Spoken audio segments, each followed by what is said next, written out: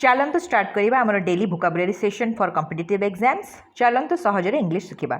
आज वर्डटी हूँ एमिलियोरेट, जार माने हूँ सुधारिबा। Synonyms are improve or enhance or better. Antonyms are worsen or deteriorate. Example sentences: the new policy aims to ameliorate the living conditions of the poor. New policy गरीब लोकंकर बंचेबार शैली को सुधारिबा पई तैयारी करा जायछि बोली एठारे वर्णना करा जायछि। The second word is anomaly, जार माने होछि विसंगति। Synonyms are abnormality, irregularity or deviation. Antonyms are normality or regularity. Example sentence is: the anomaly in the data was investigated further. Data रे थिबा विसंगति गुडी को इन्वेस्टिगेट करा जाउची। एहा होची एही वाक्यटीर अर्थ। ए दुईटी शब्द को आपण नोट डाउन करंतु।